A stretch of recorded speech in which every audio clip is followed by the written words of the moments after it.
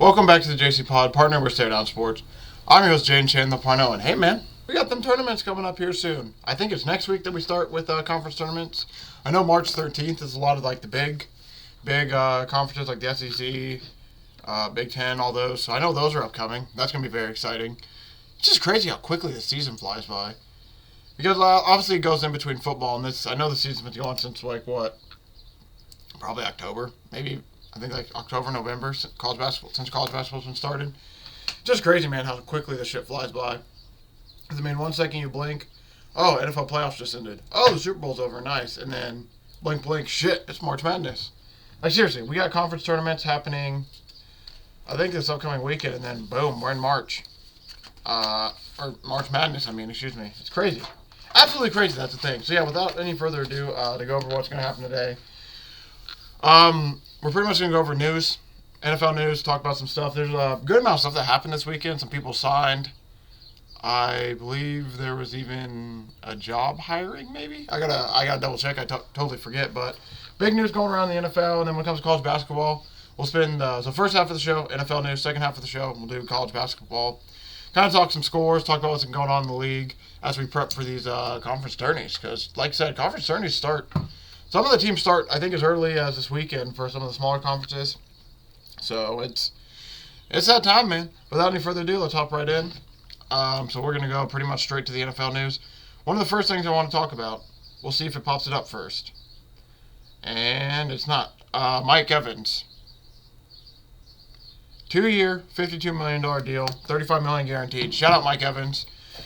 He originally said he was going to try out free agency, see how that went. Obviously, there was a change of heart there. Either a change of heart or he just was using that as a negotiation tactic because, yeah, he's back with the Bucs. It's going to be very curious to see how he does next year when it comes to 1,000 yards.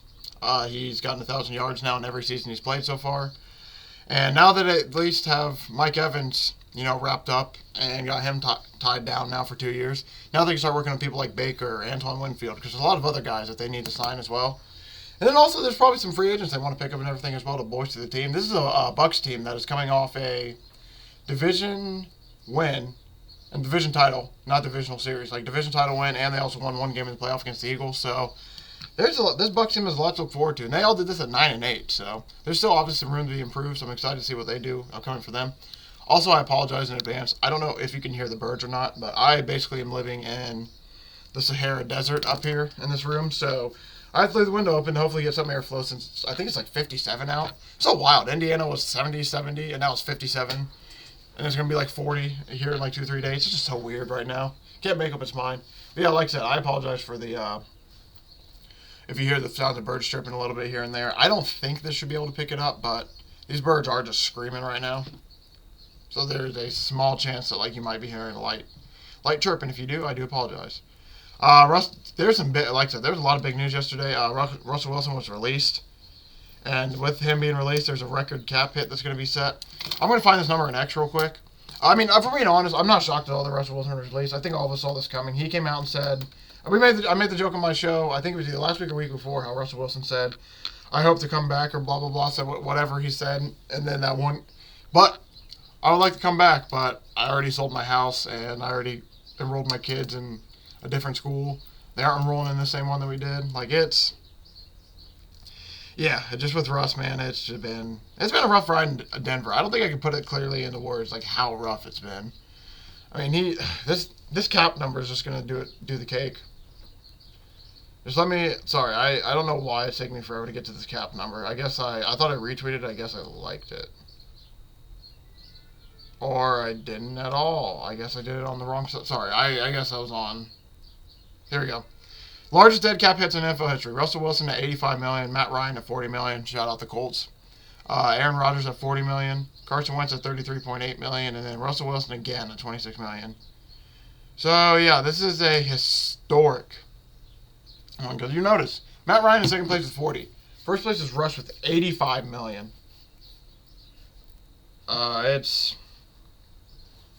It's disgusting, I'm not gonna lie. That's a lot of damn money for the cap. Oh, man, yeah, it's gonna be interesting to see where Russ goes now. There's rumors having him going to the Steelers, but I think I'm about to read something where they aren't interested in him, potentially. I know Steelers aren't interested in Kirk Cousins. We'll talk about that in a minute here soon, too.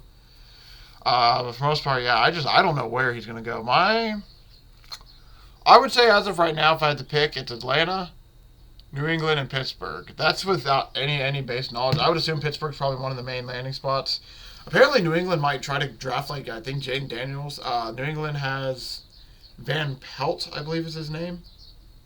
And it's the old OC for the Browns. I can't think of who it is, but there's rumors that Joe Flacco and Jacoby Brissett could find their ways over to New England. And if that's the case, and then New England does draft a young guy, there's a chance either the young guy sits behind or the young guy has two pretty decent veteran backups to help coach him pretty much and help teach him. So, I mean, it's going to be one of those weird things where, man, he could end up there because there's teams that need quarterbacks. And, I mean, he's probably better than some guys across the league, but it's one of those weird things with how bad he's played. It's like, all right, where's his line now? Like, is he down here with, like, the Gardner Minshew level, all that, or is he lower? Is he with, like, the Bryce Young's rookie year? Or because he's clearly not like the Patrick Mahomes, Josh Allen's. He's not on the top of the top anymore, but he still has some talent. It's just, is he more in the Gardner Minshew range where he can be pretty good most of the times, but there's going to be that one game every, like, 3 or 4 games where it's just absolutely awful. Is it worse than that? Is it better? I truly do not know when it comes to Russ. It's going to be interesting to see how he does in a new system again. I think at this point, too, all it's going to do is, like, kind of taint his Seattle legacy slightly, which sucks. That's going to be the intriguing part, I think, about all this, just to watch how it affects his legacy going forward, because I truly don't know if, obviously, I'm assuming he'd be a Hall of Famer, but I won't lie, these last few years, it makes you think, like, man, is he going to be? Like I said, I still think he's pretty safe because of the Super Bowls and everything and the way it's been going, but these last few years, man, they could definitely hurt that a little bit. Jason Kelsey's going to retire after 13 seasons. He had an amazing press conference. Amazing press conference yesterday. I couldn't even put into words how good it was. It almost brought me to tears, honestly, hear some of it. Just hearing the passion and just everything, man. And also, I mean, it's very convenient that we talked about this Thursday or Friday about one guy playing for one team the whole time. Jason Kelsey played only for the Philadelphia Eagles. So not only retire a champion, we retire a champion with only one team. I mean, he's going to be immortalized. I'm not going to be shocked at all. He's eligible for the Hall of Fame in 2029, probably going to be a first ballot. Not going to be shocked at all if 62 gets retired here in a few years in the stadium. It's going to be very awesome to see what he does next. New Heights, obviously the show he does with Travis, that thing is soaring right now. He's probably one of the biggest celebrities in football, endorsement-wise, especially as an offensive lineman. He's probably one of the most famous offensive linemen out there right now. So, I mean, there's a lot of opportunities for him. I'm excited to see what's going to happen for him. But shout out to one hell of a career from Jason Kelsey, because, I mean, truly, he was special, man. He was really, really good. He even said it in his own speech. 2016 was one of his down years. A guy kept him in 2017. He goes to the Super Bowl and has one of the best years of his career. He was always a pretty consistent force, I would say, for them. Like for example, Kelsey owns the Eagles franchise record for consecutive starts, starting 156 straight games since Week 9 of 2014 to end his career. So from Week 9 of 2014 to the end of his career, he didn't miss a game, and that's one of those things that's so important, especially at the center position. The center position is pretty much the commander of the offensive line, and so to keep your guy every single season healthy, it's truly special, man. So shout out to Jason Kelsey, one hell of a career. It sounds like Dak is confident he's going to sign an extension with the Cowboys. Like I said, I'm not 100% sure. It could be, but if he does, it could be like a 1-2 year deal. I doubt it's anything over 3-4. If we're being honest, 3 is probably the max. I doubt they go anything over 3, which, I mean, semi makes sense, obviously, because of how long he's been there, and they just might want to go young. I'm very curious to see when they draft a quarterback. Like, when the Cowboys draft a quarterback with, like, significant names, like Cooper Rush and all these guys behind him, it's like, okay, he's safe. Like, they've got Trey Lance, if he's even still going to be there at this point. Like, all those guys are there, and you're kind of know, like, all right, they probably aren't taking Dak's position. But it's going to be interesting if they say, obviously I know they're going to do this, but say they sign somebody like Caleb Williams, Jaden Daniels, even, like, Sam Hartman. I mean, somebody like that. Like, if they get, what was that? Like I said, Jaden Daniels, we said Sam Hartman. Who else? Drake May. Who's another quarterback that we like? John Cena. No, honestly, like when it comes to the backup, I'm very curious when they get the first, like, quote unquote bigger name, like how much all of a sudden the news story is, is Dak's job in jeopardy? Are they going to move on from Dak? I'm very curious to see when those storylines start, because I feel like they've been pretty quiet lately. Obviously, the Cowboys haters, a lot of them say that. And I mean, I've been saying it for a little bit, and I know it's starting to get louder, but I'm very curious when it finally becomes like the national media standpoint where you're going on and you see like the first takes, you see like the shows with Shannon's on, you see the shows that like Pat McAfee's on, where they're like, yeah, we might need to move on from Dak Prescott if they want to get anywhere. Because like I said, I don't think Dak is a bad quarterback at all. It's just to the point now where you hit your head on the wall so many times, eventually there's change, especially in this NFL. Like, you do the same thing like 2-3 times in a row, your coach is going to be fired, the whole roster is going to be shaken up and switched, so it's going to be very curious to see how long they start hanging on to Dak Prescott before they start changing some stuff up. If I had to guess, I'm assuming Mike McCarthy's going to be the first one to go, but after Mike's gone, that means Dak's clock is for sure ticking. And Steelers are not interested in Kirk Cousins, Mayfield, Wilson, or Fields. Oh, okay, so yeah, Pittsburgh's are planning to take a big swing quarterback this offseason, apparently, according to this reporter. The Steelers have rallied around Kenny Pickett despite his bad season. So I don't know. That doesn't mean they were going to necessarily draft somebody. But yeah, it sounds like Kirk Cousins, like I said, Kirk Cousins, Baker Mayfield, Justin Fields, because that would require a trade. So they aren't going out of their way to trade for anybody.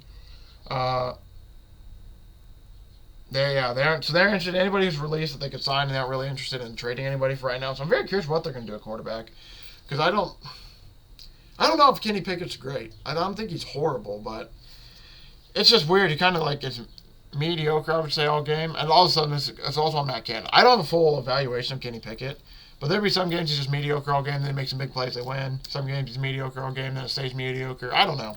I feel like I need to see more of him to kind of understand. So maybe I don't blame him kind of for saying it. The Bucs are apparently trying to re-sign Baker, who won't take a hometown discount, which makes sense. I mean, with how much he's been moving around, I don't blame him. Plus, I think they're going to get a deal done regardless, if we're being honest. He's going to get paid probably a good amount. I'm trying to find a number. I don't know if there's a number floated out there, what he's looking for. Last year, he signed a 1-year, $4 million deal with the Bucs, kind of like basically a prove-it deal.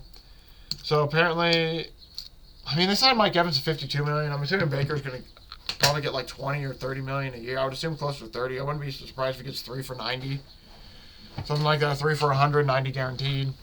Like I said, I know that's probably not the best way to write an NFL contract with the best numbers, but I think he's just going to get somewhere around $100 million for like 2 or 3 years.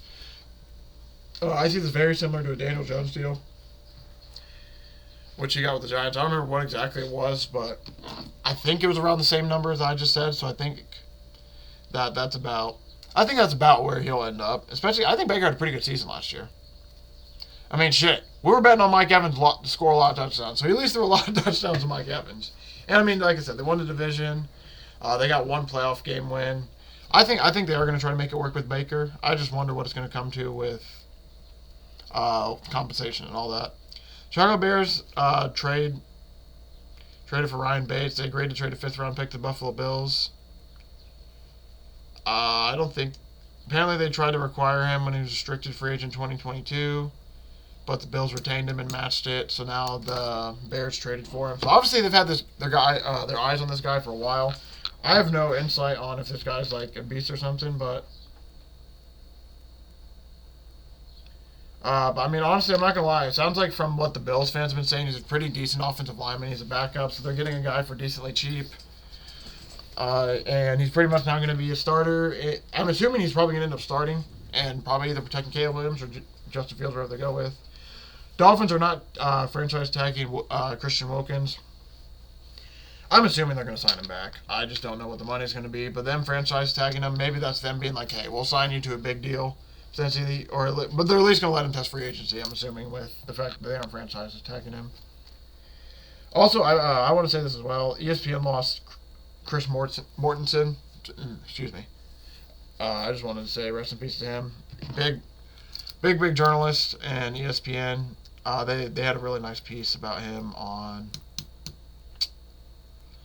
Peyton Manning had a really nice post on social media that he had. Pat McAfee did, I think, a really cool thing on their show for the commercial about Mortensen. Obviously, you could tell how loved he was because there's been a lot of people out that have been saying stuff about it. So, shout out to their family. Hope everything goes well as it can for all this news. Apparently, it was crazy. Apparently, Adam Schefter was saying on the Pat McAfee show yesterday how they talked to him. They were just talking to him the day before, and then the next day it just happens. It's Just crazy, man. Shows that no matter what happens in life, life can still catch you on the unexpected.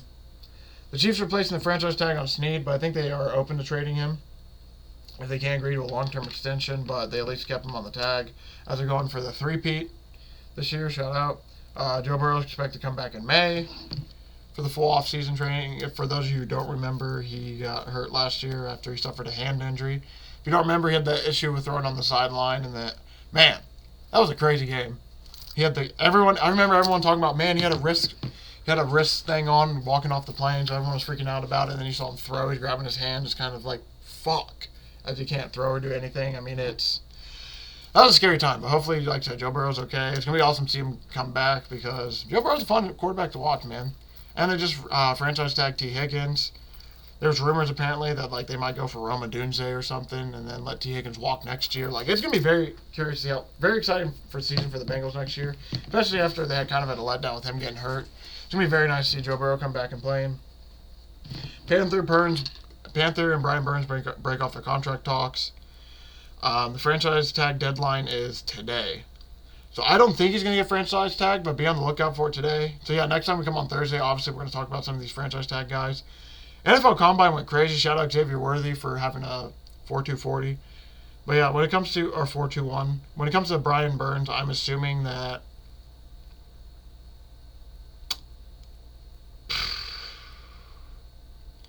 Carolina's 36 in cap space, so I don't know what they're going to do, honestly. I would assume they might try to get a trade compensation for it, but it's Carolina. I don't know what the hell's going on with their team anymore, honestly. But yeah, I'm not going to talk anything about the Combine. I didn't see too much. Like, I saw the 40 time, obviously, for whatever. I saw for the Xavier Worthy. Trey Benson ran at 4.39 at almost 220 pounds. But it's just, yeah, other than that, I didn't see too much of the Combine. I'm just kind of, like, waiting to hear more of the fallout from the Combine. So, I've seen some of the clips here and there, but I'm waiting to hear all the fallout of what teams have seen and all that. Tyron Smith is going to apparently hit free agency. Return to the Cowboys is very unlikely, it sounds like. That is insane to think about. I kind of don't blame him. He spent his whole 13-year career at Dallas so far. He'll obviously be highly coveted. It's just the issue with him. He hasn't played a full regular season, I think he said, since 2015. I think I said last time I was on. Yeah, 2015. He's missed 33 games in between that time. It's going to be hard to keep this guy healthy, I guess, just because of his injuries. But if they can find a way to keep this guy healthy, he is one of the best tackles in the game. Apparently, the 49ers tried to hire Steve Spagnuolo before the new deal, which is very, very fascinating. I feel like this kind of just went under the radar. Apparently, let's see, Spagnuolo was lauded, blah, blah, blah. San Francisco in search of a new leader in defense after firing Steve Wilkes. So apparently, after they missed on Spagnuolo, the 49ers are reportedly promoting defensive pass game specialist and nickel quarterbacks Nick Sorensen to the defensive coordinator. Man. Somebody in the comments said Spags locked them down twice so bad in the Super Bowl they wanted him, which is, it's pretty true. I mean, I don't blame them for wanting him, though, after what he did to them. And then, yep, like I said, they reported Sorensen to D.C. They added Brandon Staley to the staff, but he ended up not becoming the DC. They just promoted from within. Cole Hardman, he denied the Jets leaks game plan leaks that we talked about last week. I don't know how true that is, but I'm just going to let it be. Apparently, Jaron Waller is considering retirement, which is crazy. He's pressing that. The Giants were optimistic about Waller returning last, but I've not made a decision either way. I don't blame him. He's dealt with, not only has he dealt with injuries, he missed 5 games. He missed 5 games with injury last year. His wife's in Las Vegas. I'm assuming him and Kelsey Plum are still together if that's the case, which I don't blame him. He has family that's in Las Vegas. He's in New York. That's about as far away as you can get. He dealt with injuries all last year pretty much. I mean, it probably got a little bit lonely and secluded for him. So finally, probably got in his head a little bit.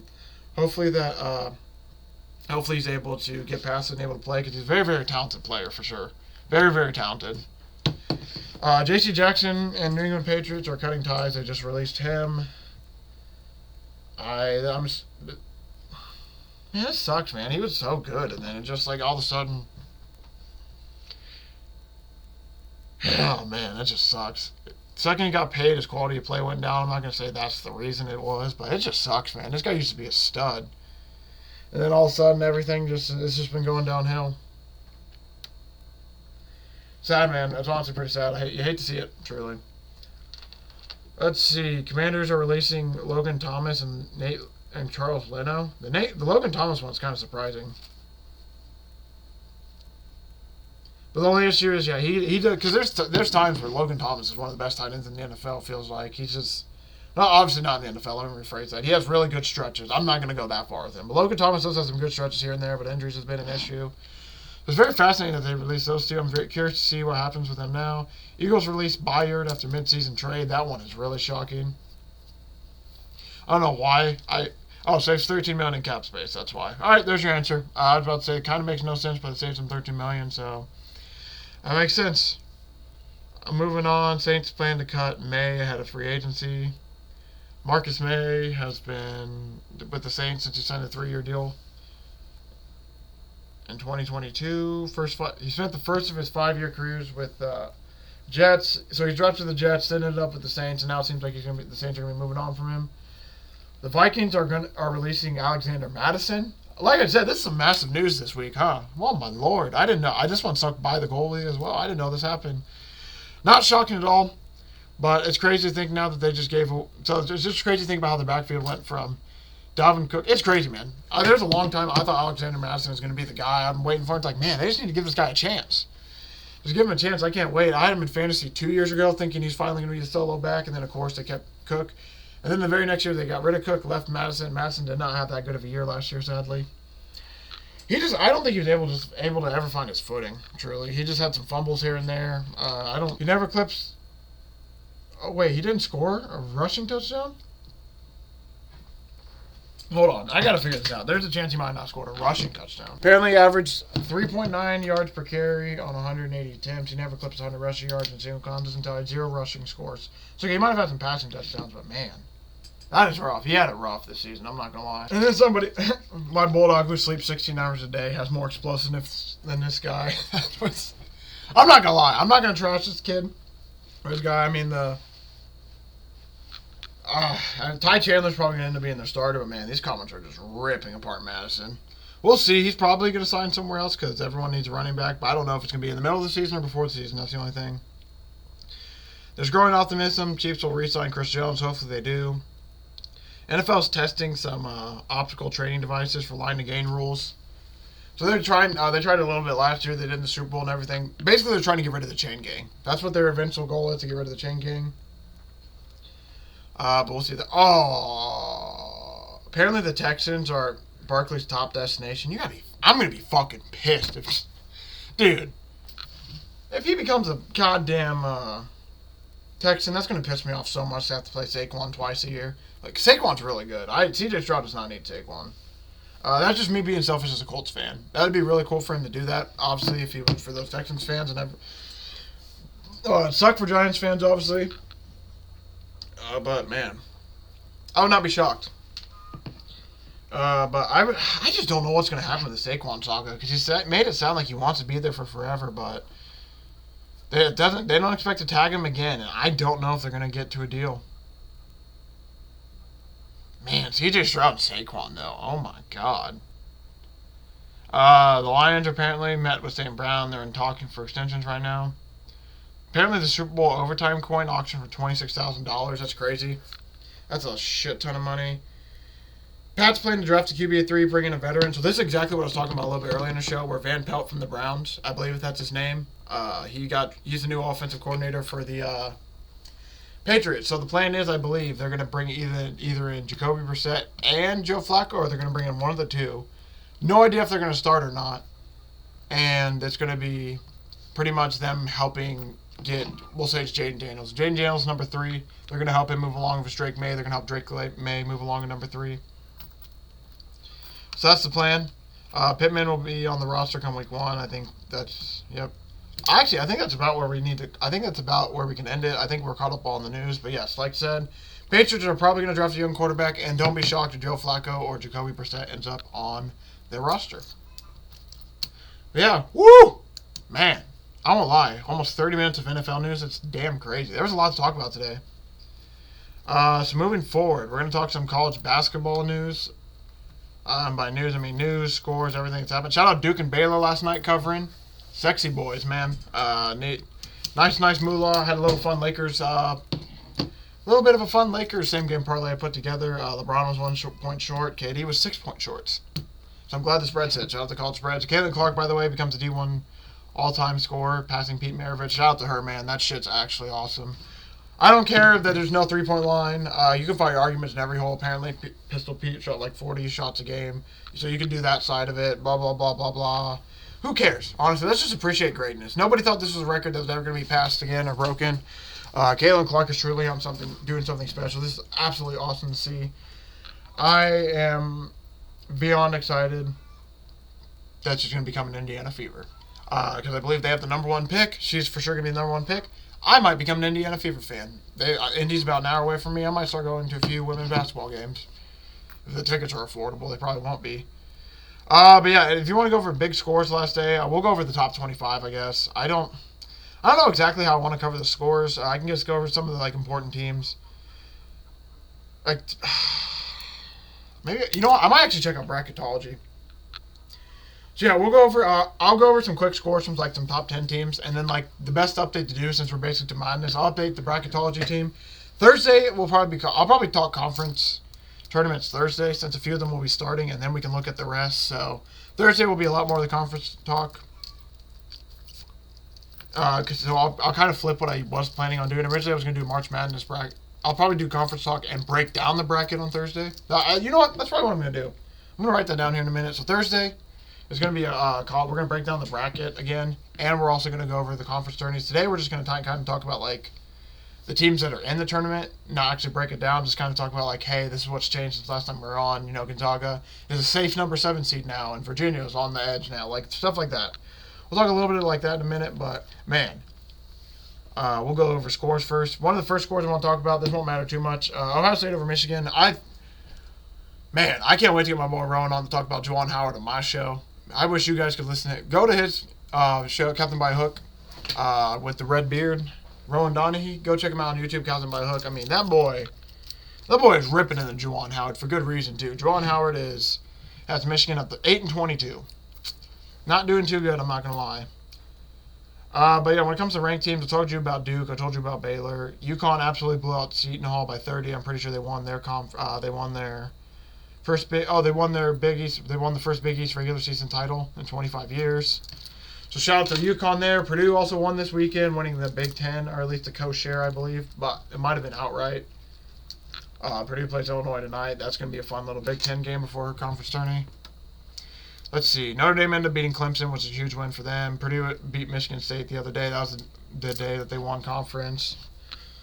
Villanova beat Providence. That matters for the bubble. Florida with a comeback win against South Carolina with a comeback win over Florida. They were down a good amount. Baylor beat Kansas at home in another great game. Illinois beats Wisconsin. Not shocking. Wisconsin's just been losing a lot lately. It's been wild. Kentucky has a 111-102 shootout with Arkansas. That's concerning for their defense and everything. Arizona wins by 30 against Oregon. That was another important game to keep. Because Oregon's trying to get in the tourney as well too, so that could end up becoming a bad loss for them later. Creighton beats Marquette. This is all Saturday, by the way. All these games are Saturday. I'm pretty sure Sunday. No, these are Saturday. Sorry, Purdue played Saturday. These are all Saturday games. Yep, South Florida beats Charlotte. Another win. Yeah, so I mean, like since we've been on, I don't think there's really been any massive upsets. You heard me list off all those teams. All those teams were ranked teams with wins. I don't think there's really any upsets. See, yeah, because we pretty much have 2 more days to look to. I'm sorry if it's taking a minute. It's having an issue loading up these past games, so that's why I'm kind of buying some time. But as I'm looking, I still don't see any more upsets, so I think we're pretty good, like score-wise. Nothing big. I don't think there's crazy news-wise. Dayton did lose to Loyola on when was that? I think Friday. So that was Dayton did lose to Loyola on Friday, so that was kind of like a loss where it's like, man, that's tough. But then past that, yeah. Other than that, I think every other ranked team pretty much survived. So, like I said, that's pretty much the score-wise if you want to go. Obviously, I know I'm missing a shit ton of smaller schools and everything, but we're kind of just focusing more on the March Madness teams now that it's pretty much 2 weeks away. I'll focus more on those other teams around the bubble when we talk conference play because maybe they could steal conference in a bid. Going over the top 25. Houston's number 1, UConn number 2, Purdue number 3, Tennessee 4, Arizona, Iowa State, North Carolina, Marquette, Duke, Creighton round out the top 10. Baylor sits in right behind them at 11, Illinois 12, Auburn 13, Kansas, Kentucky, Alabama, South Carolina, Washington State, Gonzaga, and then BYU make it 20, San Diego State 21, Utah State 22, Mary's 23, South Florida 24. Dayton hanging on to dear life at 25. So Dayton's still in there. Very interesting that they ended up just passing UConn over Purdue, which, I mean, I don't think matters too much. I don't mind Purdue being a 3 seed at all. In that situation, I think that UConn is well-deserving. I think Houston is another good team as well. That's another well-deserving team of being up there. Yeah, Tyler Kolek is going to be reevaluated for the Big East tourney due to an oblique injury. Excuse me, sorry. Roll over my words. That's going to be a big injury for Marquette because Tyler Kolek is one of the machines to make their offense go. Let's see if there's any other news. I'm just trying to look through news real quick, see if there's anything I'm really missing. I don't think so. Washington State tied their Pac-12 school record in wins with the win over UCLA. Shout out to them for having a really good year. One of the last years of the Pac-12. Man, it's just crazy to think about that. Crazy to think the Pac-12 is going to be going here soon. Okay, so yeah, before I end it, we'll go quickly into the betting. So we'll do betting market, and then we'll just talk kind of some bracketology, see what's like changed, just to see what's changed. Like, I'm not bringing down the bracket at all. I'm simply just, sorry, I had to grab my laptop so I can get a bigger screen. I'm not, like I said, I'm not going over the bracket at all. I'm just simply looking at it and be like, oh, hey, Purdue's now a 1 seed in the West. UConn moved to the East. I'm not going to, like, I'm going to be like, oh, now they're playing Vermont. Like, I'm not going to be like, Purdue, Vermont. I like the way Purdue's bigs look down low. Like, I'm not going to, not that type of breakdown. We're just breaking down what's changed here and there between the bracket and everything.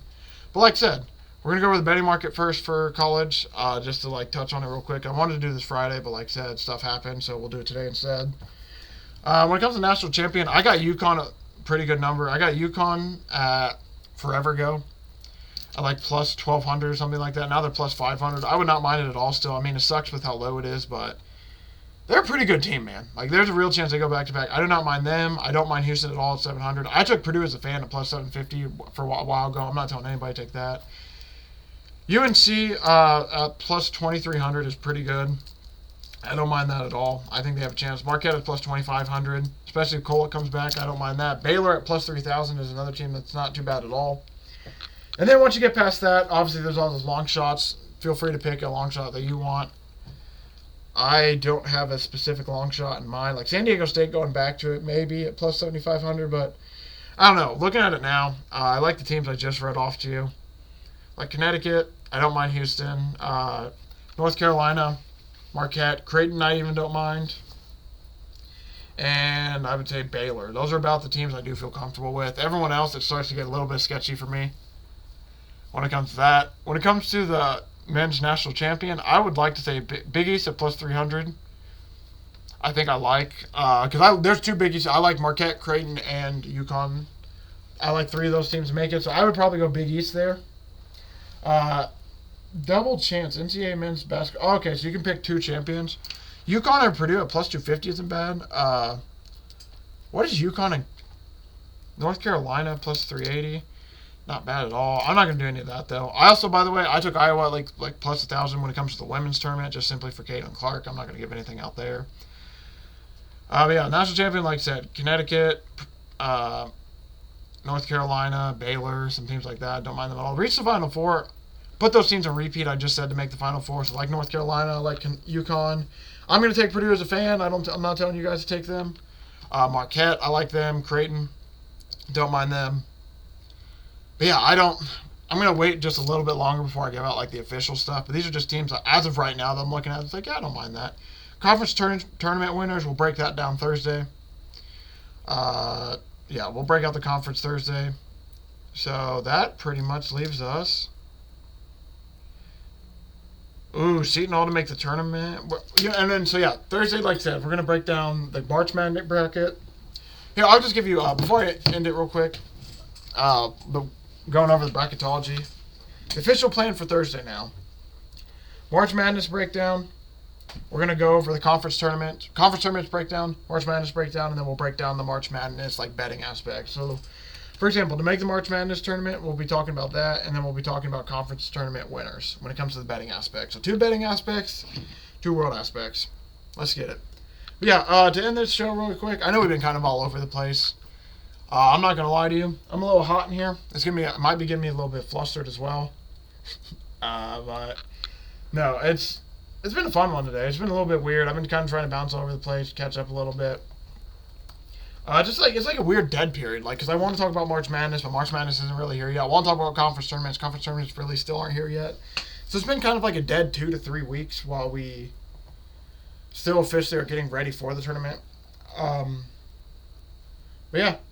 So now, like I said, we're gonna look at the this bracketology was updated 40 minutes ago. So we're gonna end the show with looking at that, and then I'll give you the game plan for ending the week. Purdue is still the top overall seed. They have St. John's as the first team out now, and the last team in is Wake Forest. I think my buddy Rowan does not agree with that with Wake Forest. But I think I'm slowly on the boat with him. Memphis is the next 4 out with a really good record. They're kind of shocking. Same with Pitt, Drake, and Colorado. Syracuse is in the next 5 or 6 out as well. I think they got a big game tonight. I'm looking for Syracuse to win tonight. First 4 out of St. John's, Utah, Providence, and Iowa. I think none of those have changed too much. I think there's been one team that's moved. One team replaced St. John's. St. John's replaced one team, and then past that, I don't think much else has changed.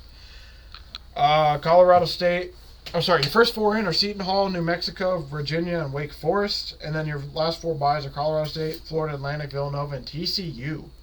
So I don't remember what it was last time we were here, but it's obviously changed a little bit. So now we got Central Connecticut versus Norfolk State. That's going to be one of the 16 seed matchups. So Norfolk State. So there was, I think, either some team just got in the tournament then, or something got bounced out because Norfolk State moved up, and Central Connecticut's a new team in the bracket. And then you got Little Rock and Grambling. That's your other 2 16 seeds. I guess I wasn't saying I was going to do this right. I think they'll stay the same. Wake Forest is playing New Mexico, and then Seton Hall still playing Virginia. So that. Seton Hall, Virginia still hasn't changed, but New Mexico, Wake Forest, I think is kind of new. Eastern Kentucky now is a 16 seed playing against UConn. That's not. Princeton now is a 12 seed new. Alabama dropped to a 4 seed. South Carolina moved to a 6 seed. Vermont's a 14 seed now. Gonzaga and Villanova both in the field now, playing each other. If the tournament ended today, Colorado State moved down to a 9 seed. Auburn moved down to a 5 seed. Utah State's a 6 seed. Duke's a 3 seed. TCU's down to a 10 seed. Quinnipiac is now into the tournament new. Florida's up to a 6 seed. Wake Forest moved down. Illinois is up to a 4 seed now. Nevada's up to an 8 seed. Sam Houston's a new team in the tournament. Dayton and Oklahoma both moved down. So Dayton's a 7, Oklahoma's a 10. Because if you don't remember, Oklahoma was playing against somebody in the East, and now they're in the Midwest. Clemson moved down to a 5 seed. Appalachian State moved down to a 13 seed. Oakland now moved up to a 14 seed. Man, I'm not going to lie to you. I kind of hope this bracket stays as it is, because I'm not going to lie. As a Purdue fan, let's see, Purdue would have to play the winner of Texas and Mississippi State. I think that's definitely doable. And then they'd play the winner of Kentucky, Appalachian State, Richmond, and Clemson. And there's a real chance that one of those teams get out. And then they would probably play Baylor in the Elite Eight. That's what it came down to. So, I mean, Purdue, I'm not going to lie. If the bracket stays the way as it is now, I think Purdue truly has a real shot at getting to the, I'm not going to say walk into the Elite Eight, but they got a pretty good schedule. So I'm going to be excited to break that down on Thursday. So, yeah, Thursday we're going to talk about that and some betting markets with everything when it comes to the tournament and conference tourneys. I'm just excited, man. This is one of the best times of the year. College basketball is just... I'm starting to grow and love it a lot more as a sport. It can get infuriating, and sometimes with these kids I do get pissed off, but it's just something about the game that's truly fun to watch. Like, I don't mind the NBA, truly, but it's just not the same anymore to me when it comes to watching it versus when I'm actually watching college. I feel like, I'm not going to say like the NBA isn't basketball, but the NBA is like its own different breed of basketball almost now. Now, college basketball, I'll admit there are some teams that like are just Dollar General version of NBA teams, so it doesn't look as clean, but there's truly like some teams that's just fun to watch fun to watch the system work, because there's still some teams that clearly run a system and you can tell, and it's just amazing, man. Like watching that Duke game last night and watching Duke in North Carolina State. Like, it's just, there's just bodies you don't see in there. You got a white, tall, skinny Kyle Filipowski guarding Dollar General Shack DJ Burns, who's just a big old boy down there working. I won't lie, I fucking love DJ Burns, man, watching him last night. This dude was just working down low. He would just grab the ball, set up, and dribble, using elbows, like getting down low, using his big old frame. Dude, watching him back people down, like, you don't see that in the NBA anymore. But in college, if you got a big guy like Purdue runs all their shit through Edey. Like in the NBA, you don't see a lot of like the running through the post-up bigs. So it's just stuff like that you see in college where if you have one great player at a certain position, it's like everything goes through him. Obviously, I understand that's how it works in the NBA as well. But when it comes to college, I feel like they run more sets, they run more plays. You see more in the post from post games because like in the NBA, pretty much everybody has to shoot or you aren't making the NBA. In college, you can have like the 5'2" guys who can just hit bombs for threes because they can make it. Then you can have like the 7'8" guys who are 500 pounds just because they're a monster down low. That's what's awesome about college. There's so many different body shapes and sizes that you can see because it's college. Like they have a shit ton of teams to fill out. Versus the NBA, there's only 30 teams, 12 spots in each team, maybe 15 now with the extended rosters. You only got so many spots to make. When it comes to college, I mean, like there's a shit ton more rosters. There's 3 D3 opportunities. There's the D1 opportunities, obviously. So yeah, that's why it's awesome. You see people like Marquise Noel last year with the Kansas State. You see Boo Booey with Northwestern. Like you see shorter guards that are able just to be special because it's college. And then you see like bigger guys be able to be special because it's college. It's truly amazing, man. But yeah, that's probably going to do it for today. I don't think there's too much more I want to talk about. I thought it was a fun episode. About April, May, I'm going to start doing some more. I'm going to start transitioning back into the NFL stories. I think that's the plan. But I at least want to spend a little bit more on college basketball. I think it's going to be heavy college basketball and NFL split until basically the end of March Madness, start of April, and then it's going to be like 80% NFL. Occasionally talk some NBA action here and there. But yeah, I'm excited, man. We got 185 more days till the NFL's back, so it's going to be a long countdown. Going to enjoy some of the spring.